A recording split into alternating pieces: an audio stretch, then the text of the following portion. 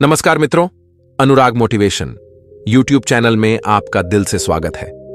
मित्रों, सबसे अधिक दूषित अगर कोई है तो वह आज का इंसान है। कर्मों के फल से कोई नहीं बच सका है। मनुष्य कैसे अपने किए का फल भोगता है, इस कहानी के माध्यम से जानते हैं। एक पेड़ पर अपने बच्चों के साथ एक गिद्ध पक्षी रहता था। गिद्ध अपने बच्चों से बहुत प्रेम करता था। एक दिन गिद्ध के बच्चे गिद्ध के साथ घूमते हुए कहीं जा रहे थे। तभी उन्होंने देखा कि एक स्थान पर एक स्त्री पुरुष बैठे हुए थे, जिनकी हालत बहुत ही दयनीय थी। दरअसल वे दोनों कोढ़ी हो चुके थे। उनके शरीर में जगह जगह जख्म बने हुए थे। जगह जगह से शरीर से रक्त बह रहा था। भयंकर पीड़ा की वेदना से वे दोनों तड़प रहे थे। उनके पास कोई भी व्यक्ति आता जाता नहीं था। वे एक रास्ते के किनारे बैठे हुए थे, न जाने किस कर्म का पाप भोग रहे थे। उन दोनों के ऊपर गिद्ध के बच्चों की दृष्टि पड़ गई। गिद्ध के बच्चों ने जब उन दोनों के शरीर से रिश्ता हुआ रक्त और मांस देखा तो वे अपने पिता गिद्ध से कहते हैं, पिताजी, हमने आज तक सिर्फ जानवरों का ही मांस खाया है। हमने कभी इंसान का मांस नहीं खाया है। हमारी इच्छा है कि आज आप हमें इंसान का मांस खिलाएं। सामने घायल अवस्था में दो स्त्री पुरुष नजर आ रहे हैं। आप हमें इन्हीं का मांस खाने की आज्ञा दें। अपने बच्चों की बात सुनकर गिद्ध कहता है, बच्चों, ईश्वर ने हमारे लिए जो भोजन बनाया है वही ठीक है। ज्यादा मन नहीं चलाना चाहिए। ज्यादा मन चलाना खुद के लिए ही तकलीफदेह होता है। आजकल इंसान का मांस बहुत दूषित हो चुका है। वह किसी के खाने योग्य नहीं रहा है। इंसान इतना नीचे गिर गया है कि उसके कर्म देखकर बड़ी लज्जा आती है। धर्म कर्म की समझ रखने वाला वह इंसान इतना नीचे गिर जाएगा, हमने कभी नहीं सोचा था। गिद्ध बोला, बच्चों, आजकल भूखे रह लेना, पर इंसान के मांस को खाने की कभी मत सोचना।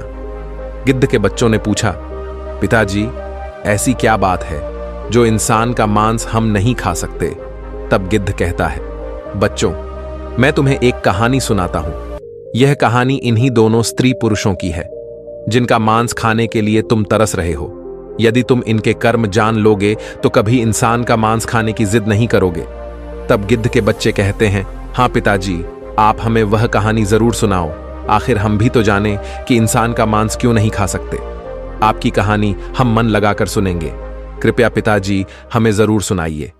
तब गिद्ध वहीं पर एक पेड़ पर बैठ जाता है और अपने बच्चों को कहानी सुनाने लगता है।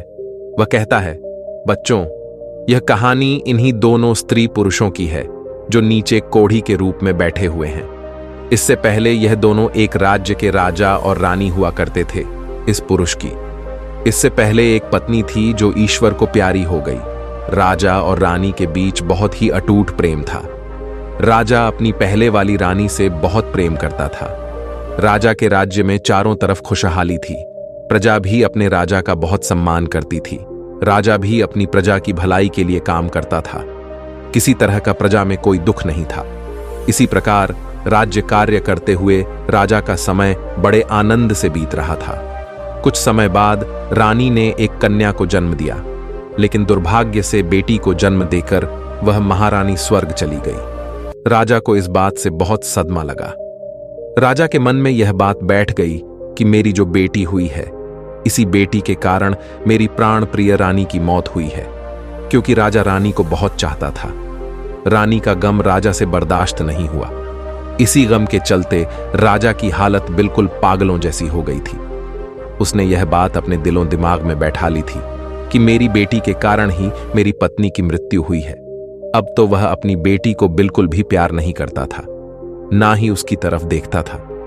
मन ही मन वह उसे नफरत करने लगा। वह हमेशा कहता था कि मेरे घर में यह बेटी नहीं, यह कुलक्षणी हुई है। इसी के कारण मेरी रानी की मौत हुई है। राजा को सबने समझाया कि देखो, जो होना था वह हो गया। अब क्यों बेटी से नफरत करते हो? परंतु राजा के समझ में कुछ नहीं आ रहा था। मित्रों, आपको बता दूं कि रानी बड़ी ही धार्मिक प्रवृत्ति की थी।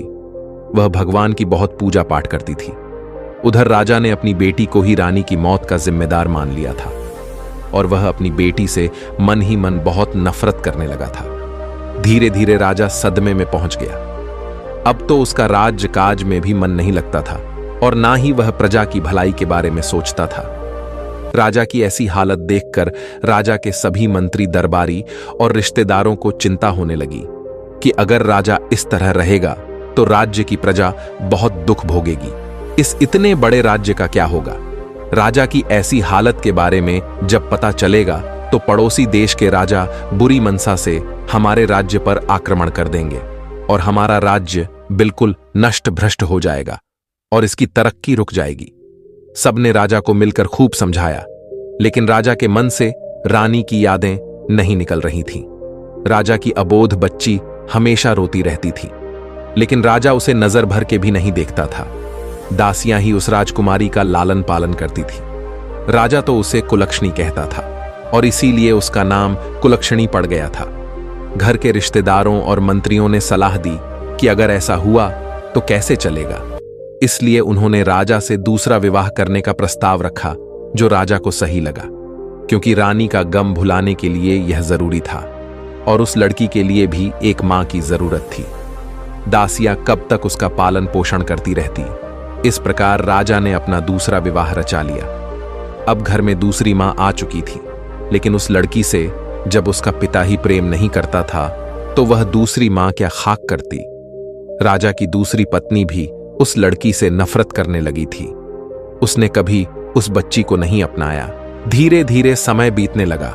राजकुमारी अब 1 साल की हो गई थी और राजा तो उसे देखता ही नहीं था। जब वह अपने आंगन में ठुमक ठुमक कर चलती थी तब भी राजा का मन नहीं पिघलता था। राजा तो उसे नफरत की नजरों से ही देखता था। इसका फायदा दूसरी रानी भी उठाती थी। धीरे धीरे राजा की दूसरी पत्नी भी गर्भ धारण करती है। दोस्तों, समय के साथ उसने भी एक कन्या को जन्म दिया। अपनी बेटी और अपनी स्त्री को सकुशल देखकर राजा बड़ा प्रसन्न हुआ। उसकी प्रसन्नता की वजह यही थी कि उसकी रानी बिल्कुल ठीक थी, इसीलिए वह अपनी कन्या को अच्छे लक्षणों वाली समझ रहा था। अब तो राजा ने प्रजा में मिठाइयां बंटवा और अच्छे से उस दूसरी राजकुमारी का नामकरण संस्कार करवाया। राजा ने उसका नाम सौभाग्यवती रखा। इस तरह मित्रों, सौभाग्यवती और कुलक्षणी दोनों ही साथ साथ पलने लगी। धीरे धीरे समय बीतता रहा। राजा रानी सौभाग्यवती को बहुत प्रेम करते थे, लेकिन जिसे वे कुलक्षणी मानते थे उसे फूटी आंख से भी नहीं देखते थे। समय अपनी गति से चलता रहा। धीरे धीरे राजकुमारी सौभाग्यवती को शिक्षा दिलाई गई। राजकुमारी की तरह उसके हर काम कराए गए, लेकिन कुलक्षणी के शिक्षा का भी प्रबंध नहीं किया गया। धीरे धीरे जब दोनों कन्याएं बड़ी हुईं तो देखने में दोनों बराबर की लगती थीं। दोनों में ज्यादा अंतर नहीं था, पर उनके पालन पोषण में राजा रानी की तरफ से बहुत अंतर था। सौभाग्यवती के जो कपड़े होते थे, अगर वे पुराने हो जाते तो उन्हीं कपड़ों को उतारकर कुलक्षणी को पहनने को दे दिया जाता था, क्योंकि मित्रों, जब पिता ही उसे प्रेम नहीं करता था तो दूसरा कौन देखने वाला था। बेचारी की मां तो थी नहीं। धीरे धीरे दोनों लड़कियां बड़ी हो रही थीं। एक दिन रानी कहने लगी, महाराज, लड़कियां बड़ी हो गई हैं, अब इनका विवाह हमें करना चाहिए। दोस्तों, जो कुलक्षणी थी वह बड़ी ही धर्म प्रवृत्ति की थी। अपनी मां की तरह उसकी मां भी बहुत ही धार्मिक थी, जो उसे जन्म देकर मर गई थी। वह भी बहुत धार्मिक थी और हमेशा भगवान की बहुत पूजा पाठ किया करती थी, जबकि सौभाग्यवती बड़े घमंड में रहती थी। उसे यह घमंड था कि वह राजकुमारी है। उसके पास मां और पिता दोनों का प्यार है, लेकिन बेचारी कुलक्षणी को माता पिता का प्रेम नहीं मिलता था। कुलक्षणी कुछ ज्यादा ही समझदार थी। उसकी सौतेली मां कुछ भी कहती, चाहे उसकी बहन कुछ भी कहती रहती, वह चुपचाप सुन लिया करती थी। राजा रानी को छोड़कर महल के बाकी सभी लोग कुलक्षणी से हमदर्दी रखते थे, लेकिन सौभाग्यवती और उसकी मां हमेशा उसे डांटती रहती थी। राजा तो अपनी बेटी सौभाग्यवती को देखकर फूला नहीं समाता था, और जिसे वह कुलक्षणी मानता था उसे देखकर तो वह रास्ता ही बदल लेता था। बेचारी कुलक्षणी अपने पिता के प्यार को पाने के लिए तरसती रहती थी, लेकिन राजा कभी उसे अपनी आंखों के सामने भी नहीं आने देता था। राजा ने सख्त हिदायत दे रखी थी कि जब वह महल में आए तो उसकी बेटी कुलक्षणी उसके सामने ना आए। इस बात का पूरा ध्यान रखा जाता था। अब जब बेटियां शादी के लायक हो गईं तो शादी तो करनी ही पड़ेगी, भले ही राजा उसे कितना ही नफरत क्यों ना करता हो। बेटी की शादी तो करनी ही थी। रानी ने कहा, महाराज, दोनों बेटियां बड़ी हो गई हैं, इनके लिए कोई अच्छा सा वर तलाश कीजिए। राजा कहने लगा, हां रानी, विवाह तो करना ही पड़ेगा, और जितनी जल्दी हो जाए उतना अच्छा है। इस कुलक्षणी का साया हमारे महल से हट जाएगा। राजा की इन बातों को सुनकर लगा था कि वह मूर्ख राजा अपनी उस बेटी से ना जाने कितनी नफरत करता था। रानी तो फिर भी सौतेली थी, वह तो नफरत करती ही थी और घर के सारे काम उस कुलक्षणी से कराती थी। रानी हमेशा यही चाहती थी कि उसकी सौतेली बेटी हमेशा दुखी रहे। इसलिए उसने राजा से कहा, महाराज, क्यों ना पहले इस कुलक्षणी का विवाह करके इसे इस घर से हटा दिया जाए। हम अपनी बेटी का विवाह बाद में कर लेंगे। राजा ने कहा, कोई बात नहीं, हम इसका का विवाह पहले कर देते हैं। जैसी यह है ऐसा ही, इसके लिए लड़का देख लेते हैं। रानी कहने लगी, अरे राजा साहब, इसके लिए तो कोई अंधा भिख मंगा, लड़का ही ठीक रहेगा।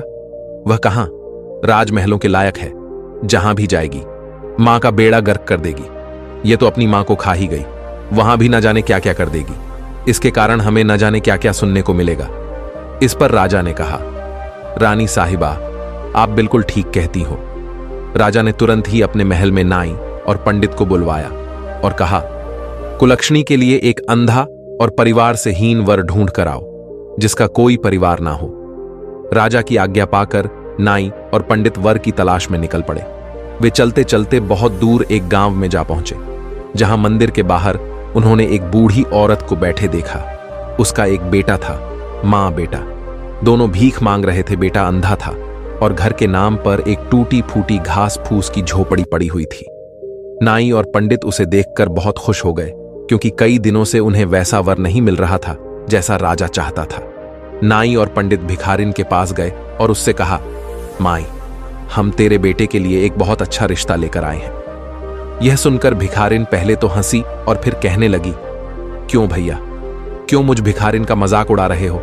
भला मेरे अंधे बेटे से कौन विवाह करेगा? तब नाई ने कहा, अरे नहीं, वास्तव में हम आपके बेटे के लिए एक बहुत अच्छा रिश्ता लेकर आए हैं। और वह भी राजमहल से। यह सुनकर भिखारिन को विश्वास नहीं हुआ, लेकिन जब उसे राजमहल से नाता जुड़ने की बात पता चली तो वह तुरंत राजी हो गई। नाई और पंडित उस भिखारिन के बेटे के साथ रिश्ता तय कर राजमहल लौट आए और राजा को पूरी बात बताई। इसके बाद राजा ने अपनी बेटी कुलक्षणी का विवाह उस अंधे भिखारी से कर दिया और दान दहेज के नाम पर भी उसे कुछ नहीं दिया। कुलक्षणी अपनी ससुराल पहुंची तो देखा कि वहां एक टूटी फूटी झोपड़ी थी, जहां बैठने के लिए भी सही जगह नहीं थी। वह भगवान से प्रार्थना करने लगी, हे भगवान, यह मेरी कैसी परीक्षा है। मुझे पति भी मिला तो अंधा, अगर जीवन साथी ठीक होता तो हम दोनों मिलकर कुछ कर लेते। खैर, भगवान जो भी करते हैं अच्छा ही करते हैं। कुलक्षणी ने यह मान लिया कि उसका पति ही उसका परमेश्वर है और उसने अपने पति और सास की सेवा करना शुरू कर दिया। वह उनके लिए खाना बनाती और सबसे पहले उन्हें खिलाती, फिर खुद खाती। उसने अपने जीवन को भगवान की इच्छा मानकर स्वीकार कर लिया और ससुराल में बड़े प्रेम से रहने लगी। दूसरी तरफ जब काफी समय बीत गया तो रानी ने राजा से कहा, महाराज, अब तो वह मनहूस लड़की हमारे घर से जा चुकी है, अब हमें उससे छुटकारा मिल चुका है। क्यों ना अब हम अपनी बेटी का किसी अच्छे राजघराने में विवाह कर दें। अब बिना देर किए राजा ने नाई और पंडित को बुलाकर टीका की सामग्री लेकर किसी अच्छे राजकुमार की तलाश में भेज दिया। राजा ने कहा, पुरोहित जी, हमारी इस बेटी के लिए एक अच्छे राजा का बेटा होना चाहिए, एक अच्छा राजकुमार हो जिसका राज्य बहुत बड़ा हो। राजा के बताए अनुसार नाई और ब्राह्मण एक चक्रवर्ती राजा के यहां पहुंचे। क्योंकि राजकुमारी सौभाग्यवती देखने में बहुत सुंदर थी, इसीलिए उन्होंने राजकुमार भी सुंदर ही तलाश किया। राजा का इकलौता बेटा था और वह एक चक्रवर्ती सम्राट बनने वाला था। नाई और पुरोहित ने बिना देर किए उस चक्रवर्ती राजा के बेटे को सौभाग्यवती का टीका चढ़ा दिया और सारी बात आकर राजा को सुना दी। मित्रों, राजा ने सौभाग्यवती का विवाह बड़ी धूमधाम से कर दिया। हजारों हाथी घोड़े रथ दहेज दान में दिया और बड़े ही भव्य तरीके से अपनी बेटी की विदाई की। उधर वह बेटी, जिसे राजा कुलक्षणी कहा करता था, वह बेचारी जैसे तैसे दिन काट रही थी। सौभाग्यवती एक राजा के घर में ब्याह कर गई थी, इसलिए वह रानी बनकर आनंद से अपना जीवन यापन करने लगी। उसे शुरू से ही अपने माँ बाप का प्यार मिला था और यहां भी उसे अच्छा पति और राजमहल के सारे सुख मिल गए थे। उधर कुलक्षणी अपने भिखारी पति के साथ उस झोपड़ी में रह रही थी। एक दिन कुलक्षणी अपनी सासू मां से बोली, मां जी, आप रोज रोज भीख मांग कर लाती हो, आपका भीख मांगना मुझे अच्छा नहीं लगता। इससे तो अच्छा है कि हम कोई काम कर लें और कमा कर खाएं। तब उसकी सास कहती है, बहू, वैसे तो तेरे माँ बाप और लोग तुझे कुलक्षणी कहते हैं, लेकिन हमारे घर की तू लक्ष्मी है। तू जो बात कहेगी वह मैं मान लूंगी। भिखारी की बहू कहने लगी, मां जी, इन पैसों में से कुछ पैसे आप मुझे दे दो।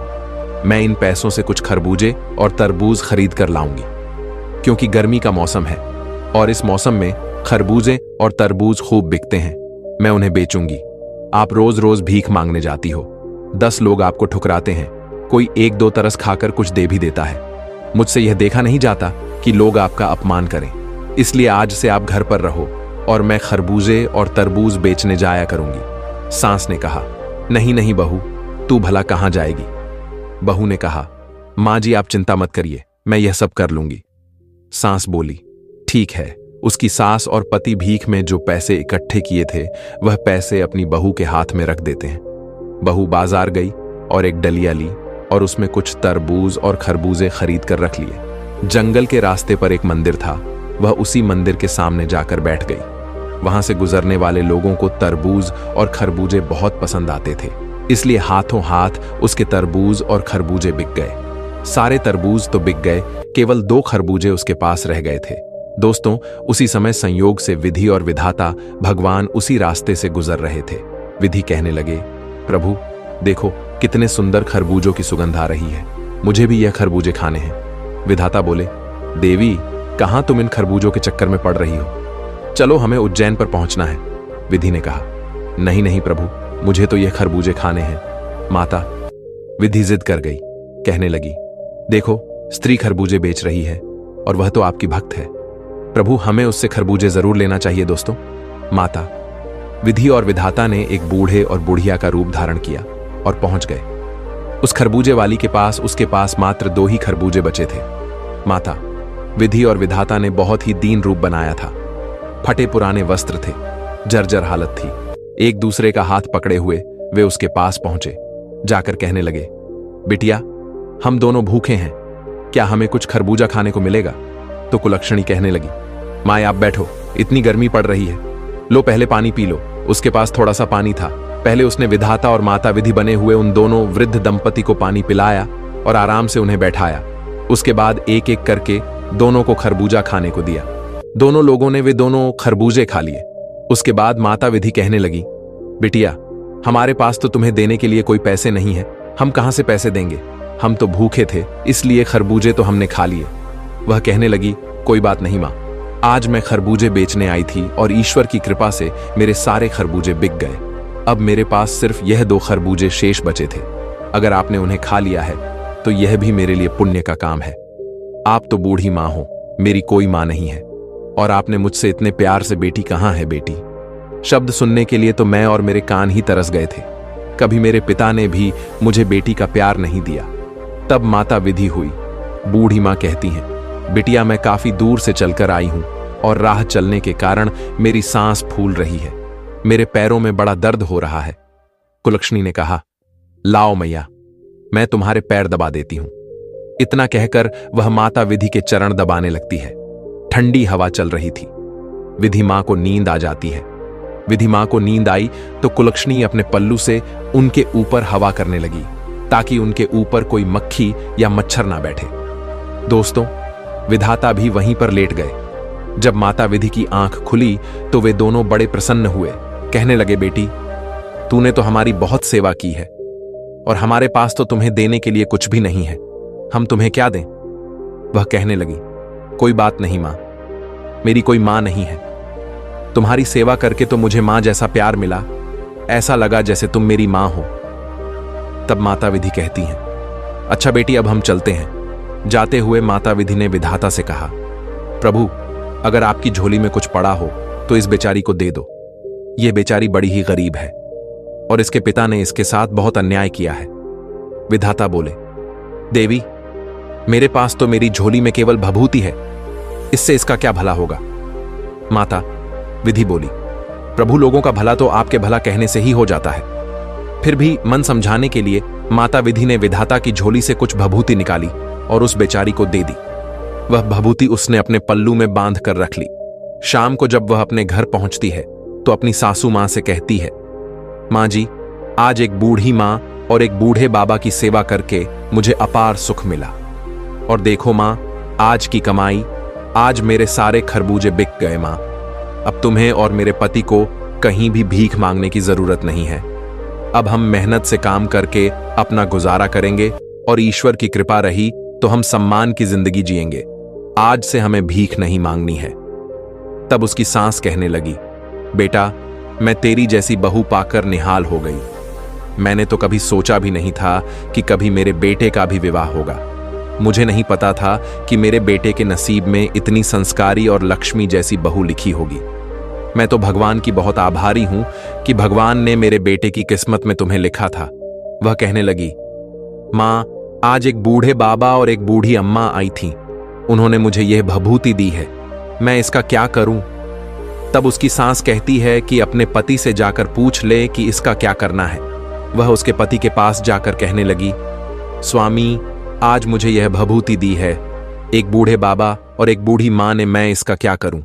तब उसका पति कहने लगा, एक काम करो, घर के चारों कोनों में इसे छिड़क दो और जो बचे उसे संदूक में रख दो और थोड़ा बहुत भभूति हमारे जो तुलसी का गमला है उसमें रख दो। वह कहने लगी, ठीक है, मैं ऐसा ही करूंगी। अब तो उस लक्ष्मी ने उस भभूति को घर के चारों कोनों में बिखेर दिया। थोड़ी भभूति संदूक में रख दी, थोड़ी भभूति तुलसी के गमले में डाल दी। रात को खाना बनाया, खाना खाकर अपनी सासू मां को खिलाया, अपने पति को खिलाया, फिर खुद खाकर घर की साफ सफाई करके सो गई। सुबह उठती है तो क्या देखती है कि उसकी झोपड़ी की जगह तो बहुत ही सुंदर महल बन गया है। चारों कोनों पर हीरे मोती चमक रहे हैं, धन के अंबार लगे हुए हैं और अनगिनत धन से घर भरा हुआ है। यह देखकर तो उसे बड़ा अचंभा हुआ। वह दौड़ी दौड़ी अपनी सास के पास जाती है और कहती है, मां जी, उठिए, देखो क्या चमत्कार हो गया। उसकी सासू मां की आंख खुली तो उसने देखा कि उसका घर तो पहचानने में नहीं आ रहा है। वह कहने लगी, अरे बहू, क्या हम तेरे मायके में आ गए हैं? आज तक तो तेरे पिता ने कभी इधर मुड़कर भी नहीं देखा, लेकिन मैं तो सोई हुई थी, तेरे पिता का हृदय कैसे पसीज गया? तब वह लक्ष्मी कहती है, नहीं मां जी, ये मेरे पिता का घर नहीं है, ये तो हमारा घर है। देखिए, शायद भगवान की अनुकंपा हुई है, उन्हीं की कृपा से मेरा भाग्य बदल गया है। देखो, शायद वे बूढ़े बाबा और बूढ़ी मां कोई और नहीं, साक्षात ईश्वर ही होंगे, जिन्हें मैं पहचान नहीं पाई। भगवान को ना पहचान पाने का दुख अब तो उसे बहुत कचोट लगा था और वह रोने लगी कि भगवान साक्षात मेरे पास आए और मैं उनको पहचान नहीं पाई। उसकी सासू मां ने उसे धीरज बंधाया, तभी उसके पति की आंख खुल जाती है और वह चिल्लाते हुए बोला, अरे लक्ष्मी, यह मैं अपनी आंखों से क्या देख रहा हूं? अब तो मुझे दिखाई दे रहा है।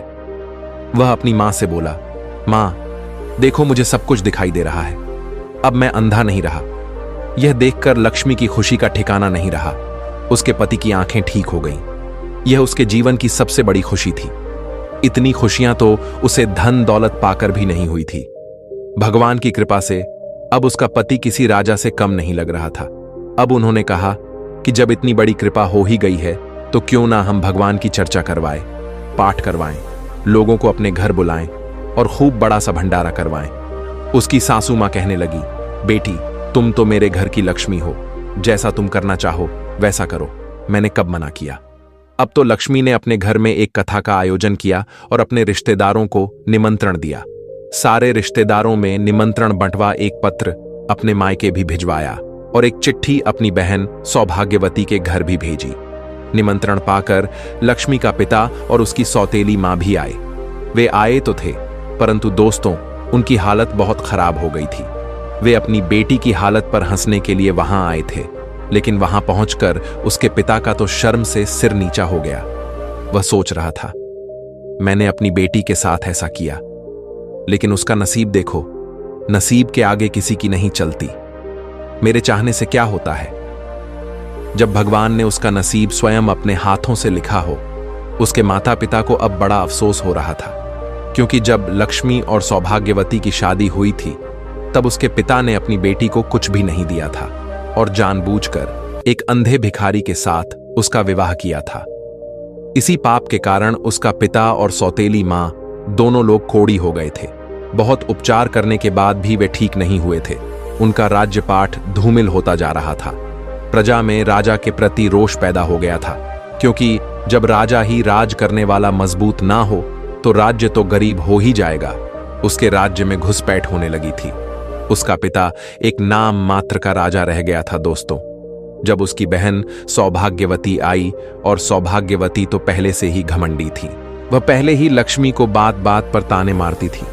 जब सौभाग्यवती आई तो उसने अपनी बहन की शान शौकत देखकर उसकी आंखें फटी की फटी रह गईं। वह सोचने लगी, मैं एक चक्रवर्ती सम्राट की पत्नी हूं, मेरे पति इतने बड़े राज्य का मालिक है, लेकिन यह महल और इसके सुख साधन तो मुझसे भी कहीं ज्यादा है। अपनी बहन का वैभव देखकर वह बहुत बेचैन होने लगी और कहने लगी, लक्ष्मी, तुझे यह कहां से मिला, कैसे मिला? तब लक्ष्मी ने सारी बातें अपनी बहन को बताई।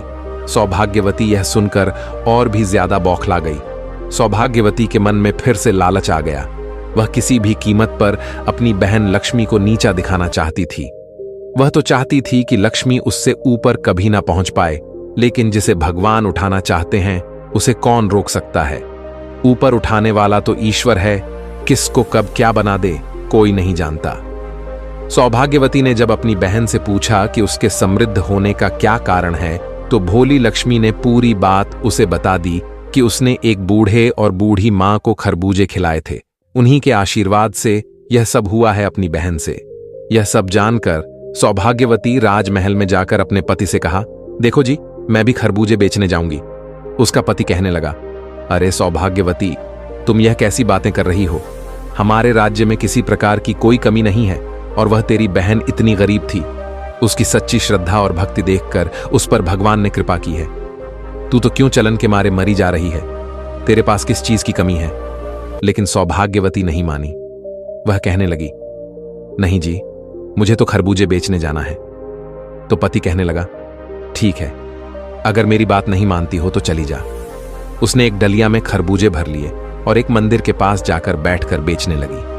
संयोग से उस दिन भी माता विधि और विधाता उधर से आ रहे थे। खरबूजे बड़े ही ताजे ताजे थे। माता विधि बोली, प्रभु देखो, मुझे खरबूजे खाने हैं। गर्मी का मौसम है और यहां बड़े सुंदर सुंदर खरबूजे दिखाई दे रहे हैं। विधाता ने बहुत समझाया, लेकिन विधि जी नहीं मानी।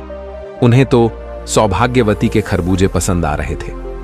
अब उन्होंने फिर से बूढ़े का वेश बनाया और एकदम से उसके पास पहुंच गए। उस दिन सौभाग्यवती का एक भी खरबूजा नहीं बिका था। माता विधि कहने लगी, बिटिया, बहुत तेज भूख लगी है, गर्मी के मारे जान निकली जा रही है, बहुत प्यास भी लगी है, थोड़ा सा पानी पिला दो और हमें थोड़ा खरबूजा खाने को दे दो। तो सौभाग्यवती कहने लगी, अरे हटो यहां से, वैसे भी सुबह से बोनी तक नहीं हुई है, कहां से भिखारी चले आए मांगने के लिए। अब विधि और विधाता एक दूसरे की तरफ देखकर मन ही मन मुस्कुरा उठे और वहीं बैठ गई। सौभाग्यवती डंडा उठाकर कहने लगी, हटो यहां से, तुम लोग कितने गंद हो, मैं यहां खरबूजे बेचने आई हूं। तुम्हें देखकर कोई मुझसे खरबूजे खरीदने भी नहीं आएगा। अभी तक मेरा एक भी खरबूजा नहीं बिका है, और जब भगवान आएंगे तो मैं उन्हें कैसे खरबूजा खिलाऊंगी। तुम लोग पीछे हटो दोस्तों। सौभाग्यवती ने उन्हें एक भी खरबूजा नहीं दिया। सुबह से शाम हो गई, लेकिन विधि और विधाता वहां नहीं आए। वह उठकर चलने लगी और कहने लगी, अब मैं जा रही हूं। जब भगवान साक्षात नहीं आए, उसने उस बुढ़िया से ही कहा, हे बूढ़ी मां, आप ही मुझे थोड़ी सी भभूति दे दो। तो माता विधि विधाता से कहने लगी, हे प्रभु, इसे थोड़ी सी भभूति दे दीजिए। विधाता ने अपने झोले में हाथ डाला और सौभाग्यवती को थोड़ी भभूति निकाल कर दे दी। सौभाग्यवती खुशी खुशी अपने घर आई और अपने पति से बोली, देखो जी, मैं भभूति ले आई हूं, अब इसका क्या करना है। इतना कहकर उसने वह सारी भभूति अपने घर में छिटक दी और थोड़ी सी तुलसी के गमले में डाल दी। शाम को खाना खाकर सो गई। पहले तो उसे सारी रात नींद नहीं आई, और जब सुबह वह सोकर उठी तो उसने सोचा था कि घर में सुबह हीरे मोतियों के अंबार लगे मिलेंगे। सोच सोचकर वह बड़ी खुश हो रही थी, लेकिन जैसे ही सुबह उठी तो क्या देखती है कि उसके महल की जगह एक झोपड़ी बन गई है और जगह जगह कीड़े मकोड़े भिन्न भिना रहे थे। अब तो सौभाग्यवती मुंह पकड़कर रोने लगी और कहने लगी, हे भगवान। अब वह गाली ग्लोज करने लगी और अपनी बहन को गाली देने लगी कि इसने यह क्या करवा दिया। अब उसका पति उसे समझाने लगा, देखो सौभाग्यवती, तुमने जो लालच में आकर यह सब किया है, इसीलिए तुम्हारे साथ ऐसा हुआ है। तुम्हारी बहन दिल की बहुत अच्छी है। भगवान ने उसकी भक्ति देखकर उस पर कृपा कर दी, लेकिन तुम लालच में थी और अपने पास जो था उसे भी गंवा दिया। जो अपने पास होता है उसी में संतोष करना चाहिए। उसके पति ने उसे खूब समझाया, लेकिन सौभाग्यवती अपनी बहन लक्ष्मी को कोसने लगी। वह कहने लगी, लगता है मेरी उस बहन की छाया मुझ पर और मेरे घर पर पड़ गई है, इसलिए हमारे साथ ऐसा हुआ है। उसके पति ने उसे बहुत डांटा और कहा, तुम अभी भी सुधर जाओ। जब यह खबर उसके मायके में पहुंची तो राजा और रानी जो कोढ़ी हो गए थे वे उसे देखने के लिए आए।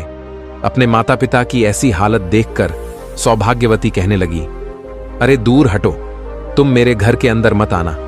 ऐसे मां बाप की मुझे जरूरत नहीं है जो इतने गंदे हों, जो कुष्ठ रोग से पीड़ित हो। मैं ऐसे मां बाप को नहीं रख सकती, ना ही उनकी सेवा कर पाऊंगी। मुझसे दूर रहो दोस्तों। उसके माता पिता अपनी बेटी के दुख में दुखी होने के लिए आए थे, लेकिन उनकी बेटी ने उन्हें डांट फटकार कर भगा दिया। और जब यह बात लक्ष्मी को पता चली कि उसके माता पिता दर दर के भिखारी हो गए हैं और उसकी बहन का राजपाठ नष्ट हो गया है, तो लक्ष्मी अपने पति के साथ उसे देखने के लिए उसके घर आई। उसने अपना आधा धन देकर अपनी बहन का राजपाट फिर से बसाया और अपने माता पिता को वहां से अपने साथ ले गई। परंतु वे दोनों कोढ़ी हो चुके थे। उनके पाप इतने प्रबल थे कि भगवान की प्रार्थना करने पर भी वे दोनों ठीक नहीं हो सकते थे। तब उन्होंने कहा, बेटी, अब हमें अपने की सजा भोगनी है, तुम हमें माफ कर दो। अपने बेटी के चरण छूने के बाद क्षमा मांगकर वे दोनों उसके घर से चले जाते हैं और किसी एकांत स्थान पर बैठकर भगवान की प्रार्थना करते हैं और अपने कुकर्म की क्षमा मांगते हैं। दोस्तों, उनके शरीर से रक्त और मांस गल-गल कर नीचे गिर रहा था। भगवान ने उन्हें उनके पापों की सजा दी थी। अपने पाप का फल भोगे बिना उनका किसी भी औषधि से इलाज संभव नहीं था, इसीलिए उन्हें एकांत स्थान पर ले जाकर छोड़ दिया गया। अब उन्हें अपनी गलती का पूरा एहसास था कि जिसे वे कुलक्षणी समझ रहे थे वह तो साक्षात लक्ष्मी निकली, और वे अपनी गलती के लिए ईश्वर से क्षमा याचना कर रहे थे। पर उनका पाप बहुत बड़ा था, इसलिए उन्हें कोई आराम नहीं मिला। वे अपने कर्मों का फल उसी जिंदगी में बैठे बैठे भोग रहे थे। उधर दोस्तों, गिद्ध बोला, हे बच्चों, ये दोनों स्त्री पुरुष वही हैं। अब बताओ कि क्या तुम अब भी उस इंसान का मांस खाना चाहोगे? उन दोनों की कहानी सुनकर गिद्ध के बच्चे कहने लगे, पिताजी, हमें माफ कर दो। जो हमने ऐसे पापियों को खाने की बात कही, आज हमें पता चल गया है कि इंसान का मांस अब किसी के खाने योग्य नहीं रह गया है। सबसे अधिक दूषित अगर कोई है तो वह इंसान है। इस प्रकार गिद्ध अपने बच्चों के साथ वहां से चला जाता है। दोस्तों, इस कहानी से हमें यह सीख मिलती है कि कर्म का दंड हमें जरूर भोगना पड़ता है। जो माता पिता अपनी सौतेली बेटी या बेटे के साथ बुरा व्यवहार करते हैं, उनके साथ ऐसा ही होता है। बुरे कर्म का फल बुरा ही होता है। मुझे सुनने और समझना के लिए मैं आपका दिल से शुक्रिया अदा करता हूं। दोस्तों, मिलते हैं अगली वीडियो में एक नई सीख के साथ। तब तक अपना ध्यान रखिएगा। और हां, इस कहानी के बारे में आपकी क्या राय है? कमेंट बॉक्स में अपनी राय जरूर बताएं।